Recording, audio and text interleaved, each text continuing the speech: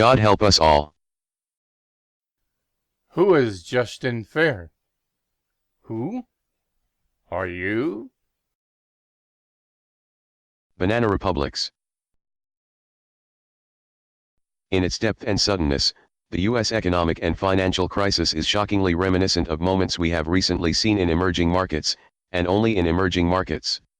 South Korea, 1997. Malaysia, 1998. Russia and Argentina, time and again. In each of those cases, global investors, afraid that the country or its financial sector would not be able to pay off mountainous debt, suddenly stopped lending. And in each case, that fear became self-fulfilling, as banks that could not roll over their debt did. In fact, become unable to pay. This is precisely what drove Lehman Brothers into bankruptcy on September 15, causing all sources of funding to the U.S. financial sector to dry up overnight. Just as in emerging market crises, the weakness in the banking system has quickly rippled out into the rest of the economy, causing a severe economic contraction and hardship for millions of people. But there's a deeper and more disturbing similarity.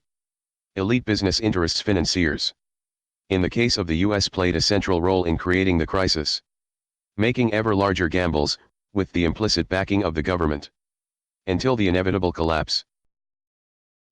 More alarming, they are now using their influence to prevent precisely the sorts of reforms that are needed, and fast, to pull the economy out of its nosedive.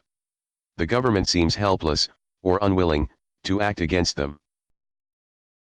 Top investment bankers and government officials like to lay the blame for the current crisis on the lowering of U.S. interest rates after the dot-com bust, or, even better, in a buck stops somewhere else sort of way, on the flow of savings out of China.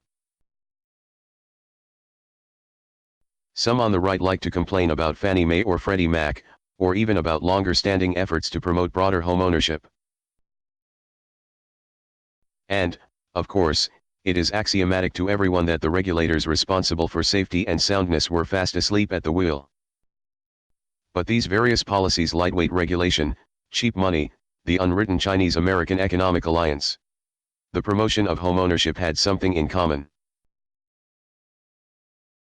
Even though some are traditionally associated with Democrats and some with Republicans, they all benefited the financial sector.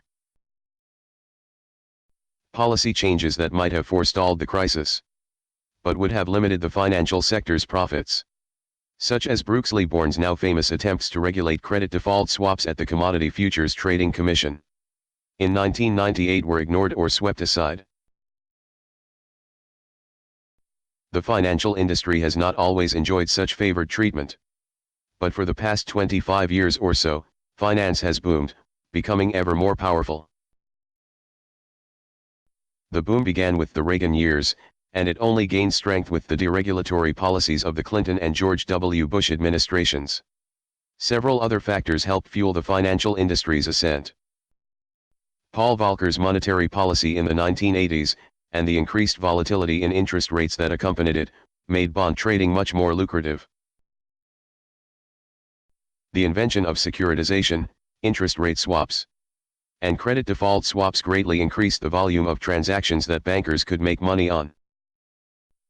And an aging and increasingly wealthy population invested more and more money in securities, helped by the invention of the IRA and the 401k plan. Together, these developments vastly increased the profit opportunities in financial services. Not surprisingly, Wall Street ran with these opportunities. From 1973 to 1985, the financial sector never earned more than 16% of domestic corporate profits.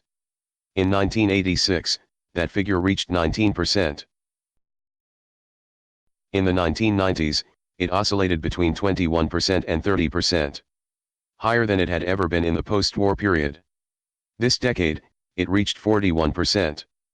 Pay rose just as dramatically. From 1948 to 1982, average compensation in the financial sector ranged between 99% and 108% of the average for all domestic private industries. From 1983, it shot upward, reaching 181% in 2007. The great wealth that the financial sector created and concentrated gave bankers enormous political weight. A weight not seen in the US since the era of J.P. Morgan, the man. In that period, the banking panic of 1907 could be stopped only by coordination among private sector bankers. No government entity was able to offer an effective response. But that first age of banking oligarchs came to an end with the passage of significant banking regulation in response to the Great Depression. The re-emergence of an American financial oligarchy is quite recent. Everything got worse under the Wilson administration. Then the U.S. economy was taken over by the central bankers at the private corporation known as the Federal Reserve. The Federal Reserve is not an entity of the federal government.